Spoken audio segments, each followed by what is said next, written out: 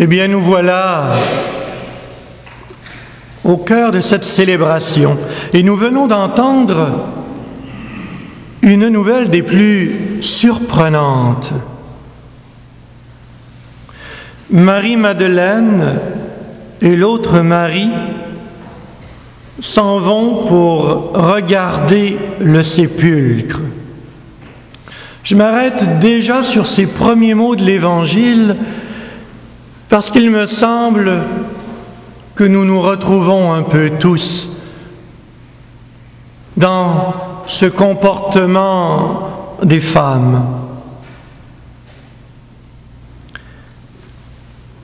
Jésus vient de mourir. On l'a mis au tombeau. Le sabbat est passé et elles s'en vont sans grande joie, sans espérance, sans projet, seulement poussées par l'amour. Un amour qui s'étiole parce qu'il se sent brisé, brisé par la mort de celui qu'elles ont suivi pendant près de 3 ans,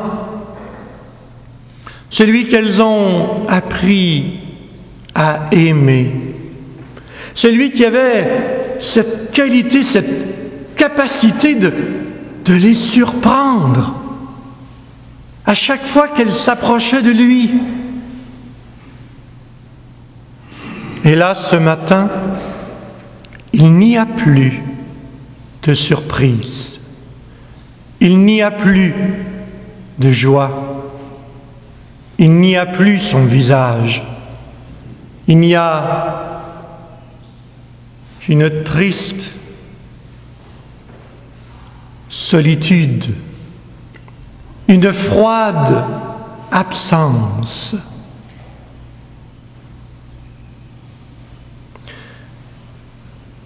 Nous sommes venus au Triduum pascal. Nous sommes entrés au Jeudi Saint.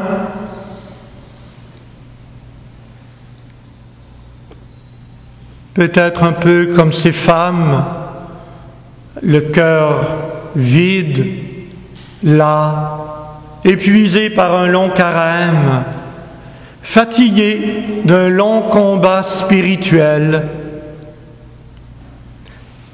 rempli d'une vaine espérance de pouvoir enfin vaincre nos démons intérieurs, en se disant, cette fois-ci, Seigneur, je vais réussir. Je vais réussir à briser mes dépendances. Je vais réussir enfin à vibrer à ta présence. Je vais réussir enfin à être parfait. Et là, jeudi soir, ensemble, peut-être certains d'entre nous, peut-être plusieurs d'entre nous, nous nous sommes dit, encore une fois, Pâques va venir sans moi, car Christ est mort, car l'espérance est morte en moi, car encore une fois, je devrais attendre l'année prochaine. Je n'ai pas réussi. J'avais mis mon espérance dans ce combat spirituel. J'avais cru que Jésus m'aiderait à traverser cette nuit du doute, cette nuit de la foi, cette nuit du péché. Marie-Madeleine et l'autre Marie vinrent pour regarder le sépulcre, comme nous ce matin, encore à moitié endormis, portés par les lectures. Peut-être que plusieurs d'entre nous se disaient « Mais qu'est-ce qu'il a, celui-là, à sembler se réjouir de telle lecture? Et qu'est-ce qu'ils ont, cette scola, à vouloir sourire? Moi, je pleure la mort de mon Seigneur. Je pleure la mort de ma joie pascale. je pleure ma lassitude. Et peut-être êtes-vous rendu encore à l'homélie en train de vous dire « Père Abbé, de grâce, tourne la page, on se reverra l'année prochaine, ce n'est pas pour moi. Laisse-moi dormir dans ma tristesse. Laisse-moi m'endormir dans ma faiblesse. »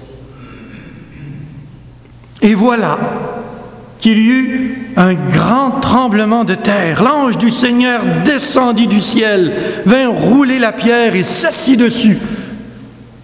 On a l'impression que l'évangéliste était un petit peu pris de court, ne sachant plus comment traduire ce qui, tout à coup, s'est passé dans la vie de la Madeleine et de Marie. Ce qui, tout à coup, s'est peut-être déjà passé dans le cœur de certains d'entre vous, de peut-être nombre d'entre vous, qui, au moment où vous ne vous y attendiez le moins, durant ce Triduum saint, avez été saisis tout à coup par le passage du Verbe. Comme si un ange venait vers vous pour vous apporter une parole d'espérance, un sourire qui vous redonnait la vie, la joie de célébrer, la joie de vous retrouver ici et dire « Merci mon Dieu, quelle bonne idée tu m'as inspiré de venir au tombeau de ce monastère enfermé dans sa clôture et son silence, parce que derrière les grilles de ce monastère, j'ai rencontré la vie. J'ai rencontré quelqu'un qui m'a parlé, quelqu'un qui m'a écouté, quelqu'un qui m'a bousculé. Et ce peut être aussi les chants de la Scola, par exemple. Ce peut être aussi une lecture entendue pendant toutes ces célébrations. Ce peut être le simple sourire d'un hôte dans un corridor. J'ai été visité. On m'a annoncé une bonne nouvelle. Sois sans crainte. Je sais que tu cherches Jésus, le crucifié. Et ça nous ressemble. Hein? Combien d'entre nous, encore ce matin, cherchons le Jésus crucifié? Notre Jésus à travers nos souffrances, à travers nos misères, notre Jésus qu'on a laissé crucifié sur la croix, notre Jésus que nous n'arrivons pas à croire ressuscité. Oh, consolez-vous, hein? Les apôtres non plus n'ont pas cru ni l'ange ni les femmes. Et peut-être nous non plus, nous n'avons pas cru. Mais est-ce que nous allons accepter la mission que l'ange nous confie? Allez vite dire à ses disciples, il est ressuscité d'entre les morts. Voilà le message de l'Église. Voilà ce qu'elle vous dit ce matin. Voilà ce qu'elle vous demande. Voilà ce que notre communauté attend de vous. Nous avons vécu quelque chose d'extraordinaire et peut-être que le mur de votre cœur a été ébranlé par le frémissement de l'Esprit Saint et que vous avez été tout à coup saisi par une présence mystérieuse, une parole qui a pris vie en vous et qui vous invite à quitter votre tristesse pour vous laisser saisir par la joie. Allez-vous annoncer cette nouvelle? En repartant d'ici, allez-vous apporter la bonne nouvelle qu'il est vivant? Bon, j'entends encore quelqu'un me dire, oui, il est vivant. Alléluia. Qu'est-ce que ça change dans ma vie? Tu l'as dit l'an passé. Tu vas le dire encore l'année prochaine. qu'est-ce que ça change dans ma vie? Mais ça change tout, tout. Voyons, imagine, tu étais triste, brisé, fatigué, tu t'imagines que rien ne pourra changer, jamais. C'est comme ça et je vais mourir comme ça. Non, ce matin, avec les femmes, en t'en allant au tombeau et en te disant, c'est comme ça la liturgie catholique, on s'ennuie longuement puis on s'en va heureux que c'est fini. Non, tout à coup surgit l'inattendu au moment où tu t'y attends, où tu t'y attends le moins. Il surgit dans ta vie. Et qu'est-ce qu'il dit? N'arrête pas de croire. N'arrête pas de te laisser surprendre. Ouvre tes yeux. Regarde ton voisin, ta voisine. Demande-lui. Est-ce que Jésus est passé près de toi dans ce triduum? Est-ce que pour toi, il s'est fait vivant aujourd'hui? Est-ce que tu repars le cœur brûlant en te disant « C'est incroyable, je suis arrivé ici démoli, fatigué, épuisé. Et là, je sens une vie nouvelle qui jaillit en moi. Je vois des lumières que je ne percevais plus. Mes problèmes ont comme fondu comme neige.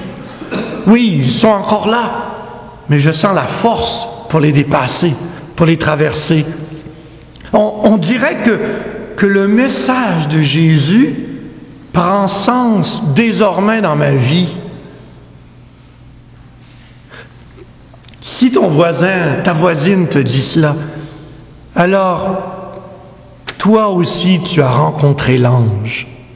Toi aussi tu es invité à croire que quelque chose, à tout moment, peut surgir dans ta vie et faire la différence. Une telle différence qu'en te remettant en marche, en retournant dans ton quotidien, en quittant le monastère pour retourner dans ta vie quotidienne, tu peux alors, rempli à la fois de crainte et d'une grande joie, comme il est écrit ici des femmes, tu peux alors faire une rencontre bouleversante, inimaginable, qu'on ne lit que dans les revues de conversion.